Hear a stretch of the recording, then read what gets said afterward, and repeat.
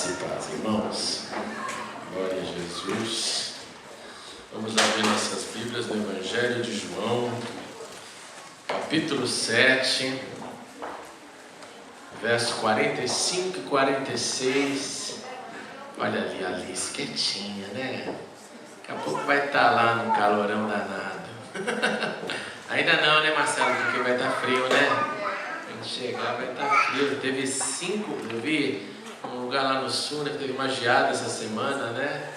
Ficou abaixo de 0, não lembro o lugar, lá sul mesmo. Eu falei, uau. João, Evangelho de João, capítulo 7, verso 45 e 46, nossa reflexão. Finalmente, os guardas do templo voltaram aos chefes dos sacerdotes e aos fariseus, os quais lhes perguntaram: por que vocês não o trouxeram? Ninguém jamais falou da maneira como esse homem fala, declararam os guardas. Vamos orar mais uma vez. Pai, obrigado pela tua presença, obrigado pela liberdade que temos para te prestar culto, para cantarmos louvores ao teu nome, para clamarmos a ti, e agora por podermos meditar na sua palavra, que é verdade, que é lâmpada para os nossos pés, é luz para os nossos caminhos, é alimento para a nossa alma. Então dá-nos a atenção devida e fale uma vez mais conosco, Senhor, para a edificação da igreja que é tua, e para que a gente continue, Senhor, nos desenvolvendo como discípulos e seguidores do Senhor, em nome de Jesus, amém e amém. Irmãos e irmãs, o primeiro capítulo de João, ele nos informa sobre o que a gente chama de princípio do universo. Quando você abre a Bíblia lá em Gênesis, no capítulo 1, você lembra que a Bíblia começa com essa declaração: no princípio criou Deus os céus e a terra. Mas quando você abre em João, a impressão que nós temos é que João fala do que aconteceu antes de Deus dizer haja luz. João dá mais informações sobre quem estava presente no princípio, por isso que chamei de princípio do princípio. João fala que a palavra se fez carne. Essa palavra se fez carne é uma referência direta a Jesus, que Jesus que era a palavra, que Jesus que estava nas palavras de Deus, porque Gênesis nos deixa claro isso, a palavra, o comando de Deus era dito e as coisas aconteciam. E João explica isso: olha, sem Jesus nada foi feito. Outras palavras, Jesus estava presente, Jesus era agente da criação. Esse Jesus, como nós sabemos, ele se tornou carne, ele habitou entre nós, e foi como eu falei a semana passada, os primeiros cristãos ganharam uma cara, uma fotografia, uma imagem que nós não temos, mas acreditamos pela fé. Esse Jesus que nós acreditamos também é aquele que o credo apostólico reafirma, que aquele que é Jesus Cristo, o unigênito Filho de Deus, o qual foi concebido por obra do Espírito Santo e nasceu da Virgem Maria. Eu já estou preparando uma mensagem sobre o credo apostólico, que é uma necessidade bonita dos nossos dias, mas parte dele é isso. Ele vem porque Deus o faz, porque Deus manifesta, porque ele se relaciona com Deus, ele é obra do Espírito Santo, e ele foi concebido aqui, nasceu em terra de uma virgem. Jesus então era Deus em forma de homem. Jesus então vem no corpo físico e manifestava nas suas ações, manifestava naquilo que ele dizia, naquilo que ele fazia, tudo aquilo que nós aprendemos, tudo aquilo que nós mantemos. E tudo o que ele fez foi através do uso da palavra. Se Jesus tivesse vindo ao mundo e não dito uma só palavra, talvez algumas pessoas poderiam ter descrito as suas atitudes. Mas Jesus mostrava, Jesus agia, e acima de tudo Jesus falava. Se é algo que nós não podemos deixar de esquecer, que no ministério de Jesus, Jesus não ficava pregando. Jesus ensinava. Jesus debatia. Jesus perguntava, Jesus respondia. Jesus ensinava com perguntas, ora ensinava com resposta. E através da fala, da forma que ele falava, do que ele falava, ele deixou para a gente uma série de lições de casa. Lições de casa que nós copiamos, que nós tentamos fazer com que se tornem realidade nas nossas vidas. Nós seguimos os seus passos, nós imitamos aquilo que ele fez. E fazendo assim, nós manifestamos aquilo que Paulo escreveu ali no Romanos capítulo 16, que esse evangelho que nós vivemos, que esse evangelho de Cristo é o poder da salvação, que esse evangelho são as boas novas que nós devemos, através da palavra, transmitir.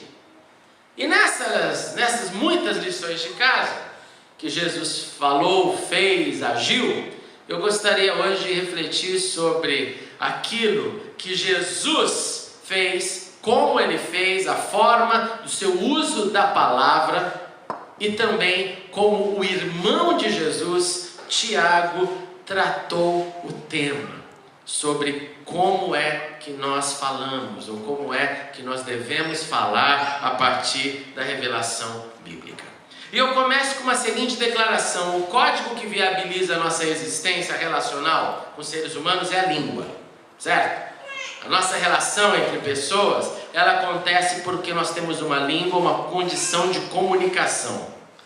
A língua de todos os seres da terra que falam um idioma, porque tem aqueles que falam através de sinais, elas têm dentro delas cultura, ela traz dentro dela história, ela tem comportamento, ela revela tipos. Eu lembro quando a gente estava em Israel e a gente teve que aprender que para falar em hebraico e ser escutado, você precisa gritar, porque se você não gritar, você não será escutado. E é um drama, porque você tem que aprender quase que ser rude, e não é que isso é rude para quem ouve, é o normal, mas para a gente era assim, acabava o coração, né? Você tem que ser dessa forma, porque senão a mensagem não chega. E também ouvir uma voz rude em cima de você, e você não reaja normalmente, porque está tudo normal. Quantas vezes eu vendo pessoas conversarem no início, eu achava que estava brigando. E não era briga nada, era a forma de falar, porque a língua ela carrega a cultura. Aqui em Londres a gente viveu isso, né? Principalmente no início, você tem aquele primeiro choque, entrou no ônibus, viu as várias línguas, esse um pouco de Babel, era muito legal. Principalmente no início, depois fica normal, você nem presta muita atenção. Mas se você lembrar a primeira vez que você começou a conviver, quando entrar num transporte público, e ver ali italiano, francês, árabe, indiano, cada um falando numa língua, no início era uma coisa chocante, porque no Brasil onde viemos, não é assim a realidade. Você lembra de algum dia na tua vida no Brasil encontrar com 5 pessoas de nacionalidades diferentes dentro do ônibus? Na minha escola, quando vinha um ser humano de fora, era festa, a escola parava, 1000 alunos paravam para saber que veio um aluno não sei de onde fazer um intercâmbio, e virava assim, um evento. Todo mundo queria falar um hello, todo mundo queria how are you, aquela coisa horrível. A língua, então, ela carrega aquilo que a gente é, aquilo que a gente faz. A língua, ela faz com que a nossa boca, com que essa nossa língua se posicione de uma forma, de acordo com o que essa língua é, às vezes cultural, às vezes nasal. A língua, sim, através dela a gente comanda uma nação. Através dela se coloca instituições, através dela se coloca e se faz leis. Agora imagine o seguinte por um minuto, imagine se a Terra fosse composta de seres humanos que se comunicassem somente pelos gestos. Imagine se, ao invés de nós termos assim uma pluralidade de sons, que cada um fala de um jeito, nós tivéssemos uma multiplicidade de gestos, só gestos. Tudo fosse através do gesto. Eu acho que a única parte boa disso seria não ter que ouvir como hoje tantas músicas mal escritas e aquilo que antes era tido como poesia, hoje virou uma coisa horrorosa. Não se tem mais os lyrics, não se tem, é negócio terrível. Mas a gente concorda que seria estranho, não seria? Seria estranho você viver num mundo em que tudo fosse pelo gesto. E eu quero te dar essa experiência. Eu quero que você fale essa frase para a pessoa que está do seu lado com gestos. Para você encarnar o que eu tenho, aonde eu quero chegar. Fale para a pessoa do seu lado sem falar, mas com gestos. Depois do culto nós iremos comer no Link Café e desenvolver relacionamentos novos. Uma frase. Tenta sem falar, para você viver. Depois do culto nós iremos comer no Link Café e desenvolver relacionamentos novos. Não é dramático, uma frasezinha. Não é o que a gente vai fazer, você vai acabar o culto, você vai comer, você vai sentar com pessoas. Uma frase tornaria um drama. Ao contrário disso, a gente fala, né? A gente usa a língua. Ao contrário disso, a gente pode falar em uma frase uma coisa que com gesto seria mais complicada.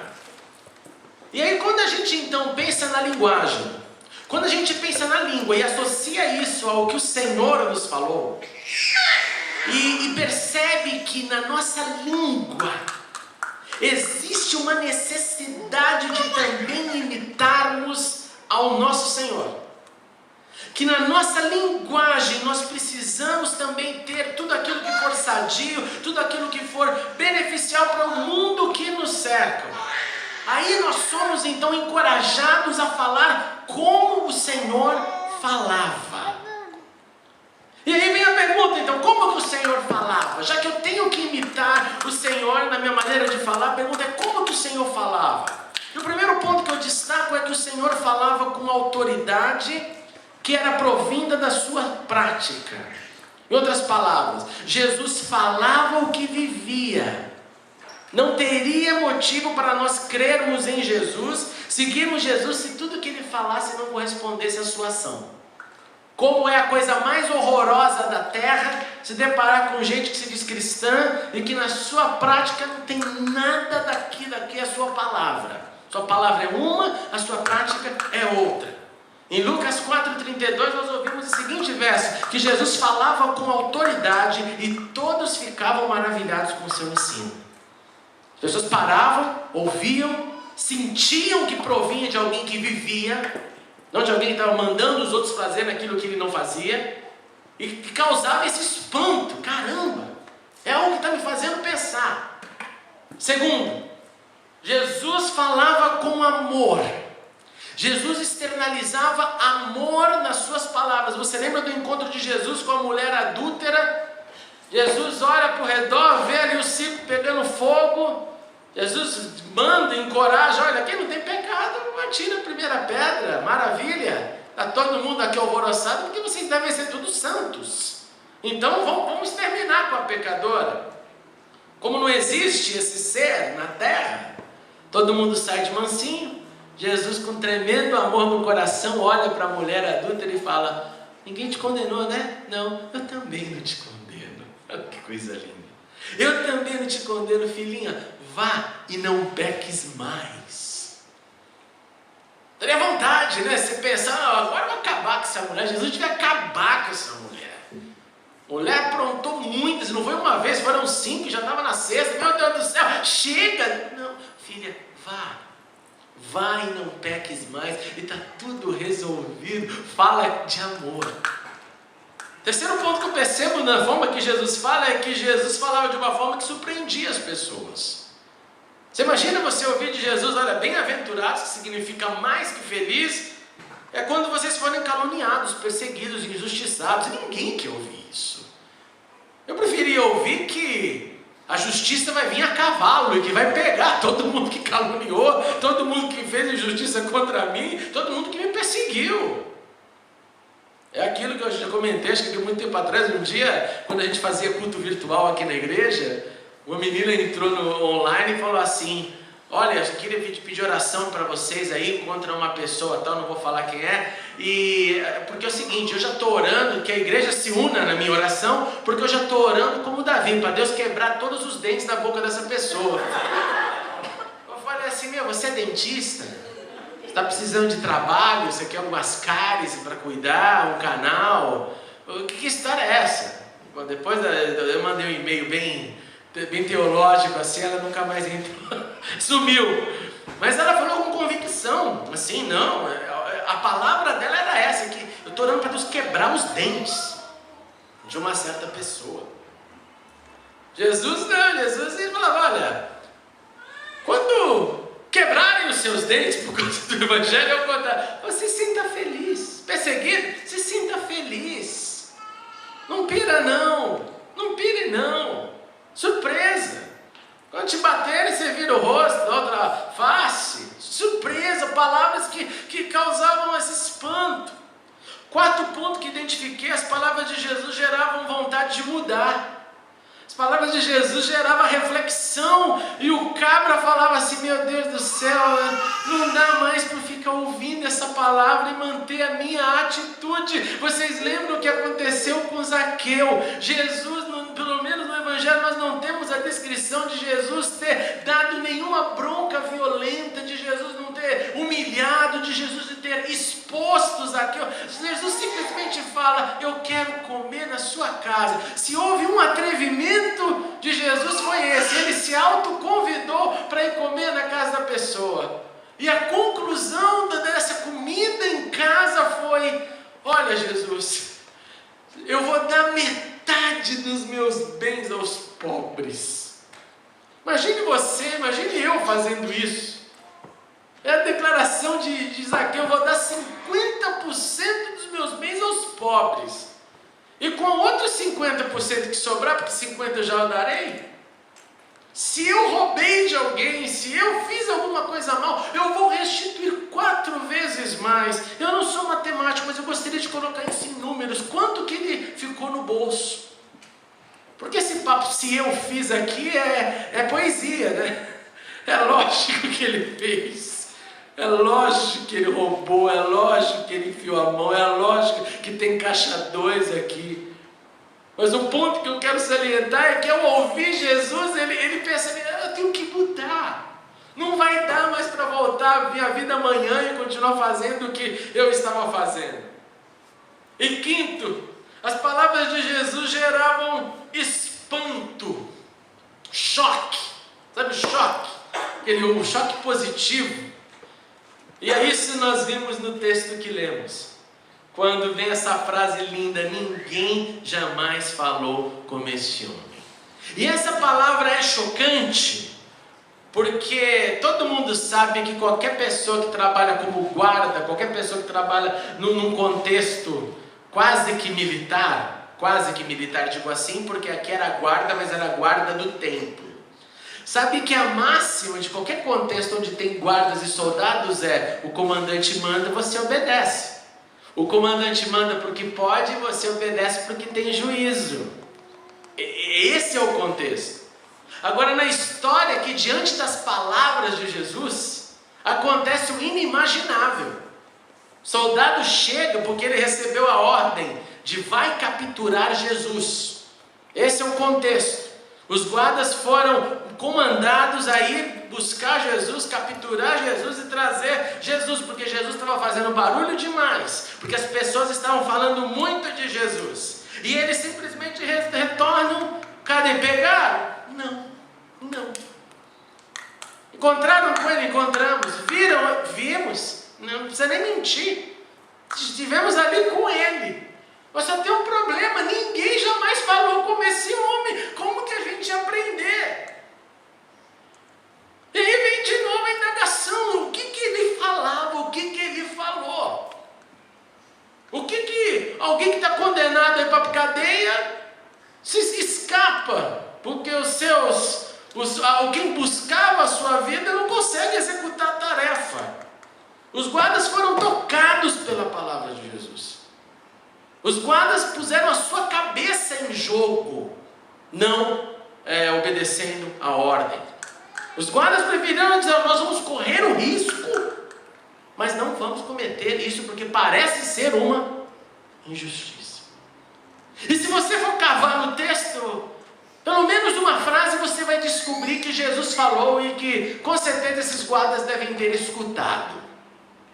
E a frase que nós encontramos no texto é: Jesus se levanta no meio da festa que se celebrava em Jerusalém e diz o seguinte: se alguém tem sede, venha a mim e beba. Quem crer em mim, como diz a Escritura, do seu interior fluirão rios de água viva. Só nessa frase já temos material para imaginar a consciência desses guardas. A frase dizia e remetia à mente o seguinte: ó, sacia sua sede. As buscas que você tem aqui, como dar um jeito nela. Olha, os seus dilemas podem ser resolvidos se você se aproximar da fonte, e a fonte de água viva e fresca é Jesus.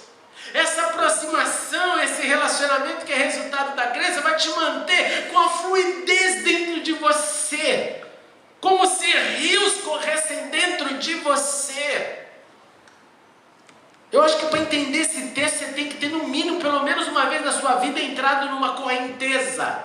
E aquela correnteza de água bater no seu peito forte, e você sentir aquela água que não para você imaginar um pouquinho dessa imagem linda, rios de água viva correndo dentro de você. Se você entrar na água numa correnteza e sentir a força da água que não para, e você tentar colocar isso para a possibilidade dessa água correndo no seu interior, você tem no mínimo um pouquinho dessa imagem, dessa experiência.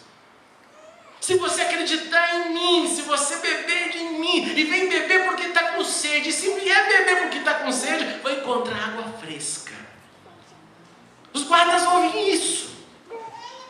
Os guardas falam: meu Deus do céu, o que está acontecendo aqui? Será que é a resposta do que a gente quer? Será que é o resultado daquilo que a gente esperava? Então é melhor não fazer nada. As palavras de Jesus eram usadas com cuidado, Jesus falava com reflexão, Jesus falava com finalidade. Ou nas próprias palavras do irmão de Jesus, Jesus com certeza era pronto para ouvir, tardio para falar e tardio para irar-se. Porque uma palavra constrói, uma palavra destrói. Uma palavra encoraja, outra palavra traumatiza de uma maneira assim que irrecuperável em alguns casos. Existe uma infinidade de gente que carrega uma palavra no coração, que foi dita em um dia, e aquela palavra nunca mais saiu do coração. Veio com um gancho, segurou o coração, a mente não sai. Perdoei, pastor, mas está o gancho, porque a palavra tem esse poder. Jesus então, no seu uso da palavra, da linguagem, ele só construiu. E se tinha que dar um chacoalhão, ele dava. Mas a finalidade era a restauração. A finalidade era um wake-up call. A finalidade era fazer acorde enquanto há tempo. Essa era a forma que Jesus falava e agia. Aí vem o seu irmão Tiago, sim, o irmão de Jesus, provavelmente o irmão mais velho de Jesus, que não acreditou nele enquanto ele estava vivo, que veio acreditar em Jesus depois. A Bíblia nos fala que Tiago foi encontrado por Jesus depois da ressurreição, lembra disso? Falamos disso algumas semanas atrás. E eu tenho isso na minha mente. Por que Jesus, a Bíblia deixa claro que Jesus foi encontrado com Tiago? Com certeza porque foi para dar aquela finalização, o selar, né? Você está vendo, maninho? Você está vendo? Agora você acredita? Então, vai agora. Acho que Jesus deve ter falado igual Pedro: vai agora e apacenta minhas ovelhas. E Tiago se tornou o primeiro bispo, o primeiro líder da igreja primitiva. E esse Tiago, então, eu acho que ele carregava dentro de si, talvez, e muito provável, o mau uso da palavra. Quem tem irmão aqui, irmã, vai se lembrar quantas vezes brigou com o irmão e com a irmã, e falou tudo o que queria, ouviu tudo o que queria, e depois a coisa ficava meio normal, porque irmão é assim. Irmão é assim. A casa cai, no outro dia está tudo beleza. Geralmente é isso que acontece. Eu não sei como que era a relação de Jesus com Tiago, mas é fato que Tiago, quando escreve tantos detalhes sobre como a gente deve falar, Me faz pensar que eu acho que ali na sua mente tinha a verdadeira experiência de ter usado a língua errada, porque nós somos muito mais profundos naquilo que nós vivemos. Você só consegue teorizar algo verdadeiro, falar eu vivi isso é minha experiência, se você passou por algo. Se a sua fala é baseada na experiência do outro, você é raso. Agora, se a sua fala é baseada na sua experiência, você é profundo, porque viveu o negócio. E eu acho que o Tiago deve ter vivido alguma coisa dessa natureza. E ele fala assim, ouve, só escute. Todos tropeçamos de muitas maneiras. Parte boa, tranquilo, todo mundo erra, todo mundo cai, legal, todo mundo concorda com isso. Se alguém não tropeça no falar, tal homem é perfeito. Na cabeça dele nessa hora, né? É o meu irmão. Jesus, ele não falava besteira. Sendo capaz de dominar todo o seu corpo, porque ele domina o que fala, então ele domina o corpo inteiro. Tiago continua. Quando colocamos freios na boca dos cavalos para que eles nos obedeçam, podemos controlar o animal todo. Quem já andou de charrete sabe como que esse negócio funciona. É muito legal você ver isso, né? O charreteiro lá vira daqui, vira dali, tudo pela boca do cavalo. Tomem também como exemplo os navios. Embora sejam tão grandes e impelidos por fortes ventos, são dirigidos por um leme muito pequeno, conforme a vontade do piloto.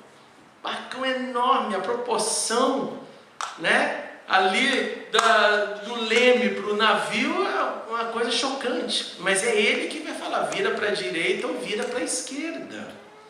Tiago continua. Semelhantemente, a língua é um pequeno órgão do corpo, bem pequeno, mas se vangloria de grandes coisas. Veja como um grande bosque é incendiado por uma simples fagulha.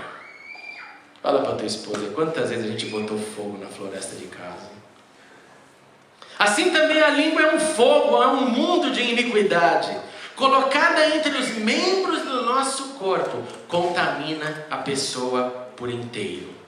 Incendeia todo o curso de sua vida, sendo ela mesma incendiada pelo inferno. O irmão de Jesus, que deixou de se comunicar com o Senhor, que fez parte do grupo, seus irmãos não criam nele, segundo a narrativa bíblica, vem agora e fala, o negócio é feio. O que a gente fala, bota fogo em floresta, o que a gente fala, pode acabar queimando o exterior e o interior no próprio inferno, é morte. Ele segue toda espécie de animais, aves, répteis, criaturas do mar, doma-se e é domada pela espécie humana. Uma aula de biologia, de conquista. A língua, porém, ninguém consegue dominar.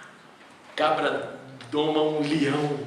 Você vai lá no circo, o bichinho está lá, pulando de um negocinho, o leão vira um Bambi, negócio louco.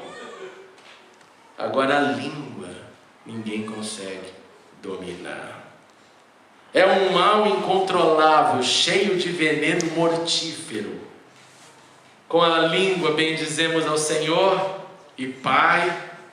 Viemos aqui na igreja e glória e aleluia. E com ela amaldiçoamos os homens, feitos à semelhança de Deus. Da mesma boca procedem bênção e maldição. Aí Tiago, com todo carinho, termina assim. Eu até vejo a cena. Meus irmãos, não pode ser assim. Meus irmãos, ou a nossa fala muda, ou a gente transforma o nosso vocabulário, a forma de lidar com o benefício da palavra, da língua, da linguagem, da cultura, do comportamento, ou nós vamos viver para meter fogo no mundo, fogo em casa, floresta de casa pega fogo, floresta de trabalho pega fogo, é só botando fogo, é só causando danos e danos. E segundo a palavra, o exemplo de Jesus e a exortação de Tiago nos faz parar para pensar que nós precisamos rever a forma que temos falado. Como que nós temos usado esse privilégio? Se nós temos destruído mais do que construído. Se nós temos traumatizado mais do que encorajado.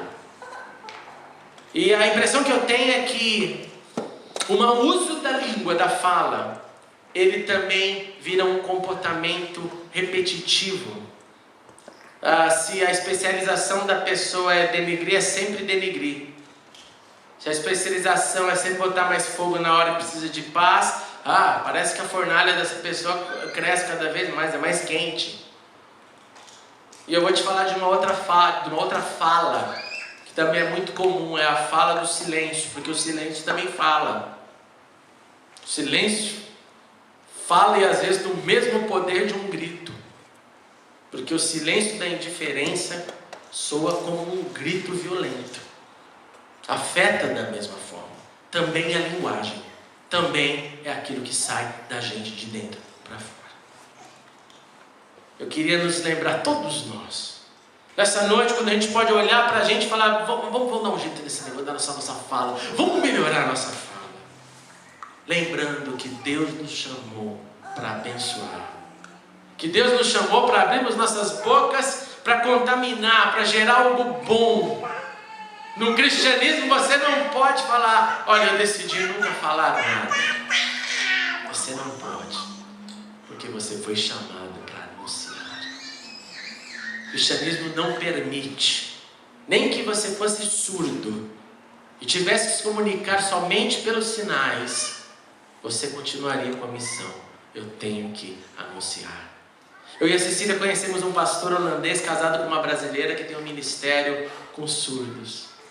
E é a coisa mais linda. Ele viaja o mundo aprendendo as linguagens de cada lugar, porque cada lugar tem um tipo de sinal diferente do outro. Você não aprende aqui e vai falar no outro lugar.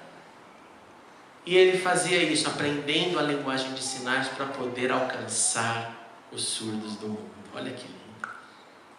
Sua mulher era uma pessoa normal, não tinha essa deficiência, mas ela entrava com ele e faziam isso. Era a vida deles, missionários do Senhor, para tocar aqueles que não podem ouvir.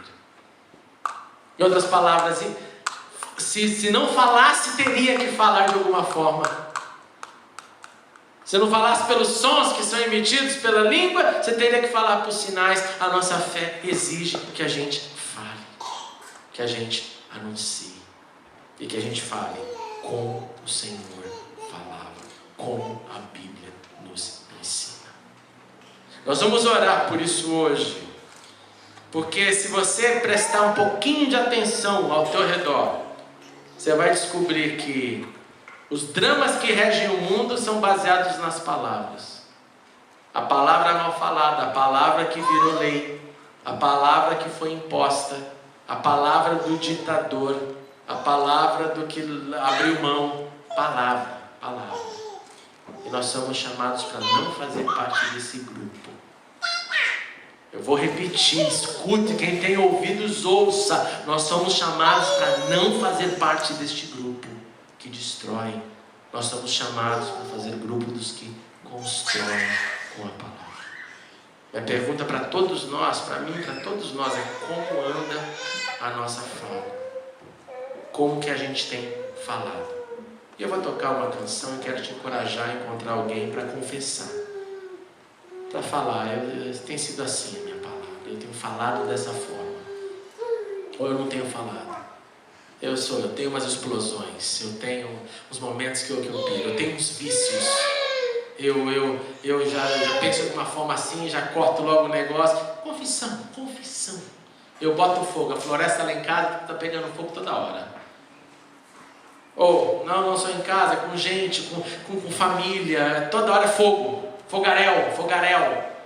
Converso com alguém aqui na esquina, vem fogaréu, porque eu não consigo usar as melhores palavras.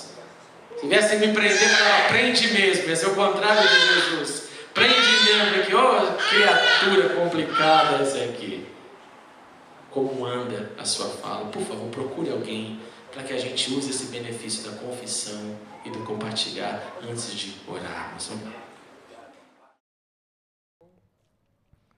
Muito obrigado por assistir a mensagem. Clique agora em inscreva-se para se cadastrar no canal e ser avisado de todas as novidades. Se você quiser ajudar na divulgação, clique em gostei e adicione o vídeo nos favoritos. Não se esqueça também de conferir as mensagens anteriores. Obrigado e até a próxima.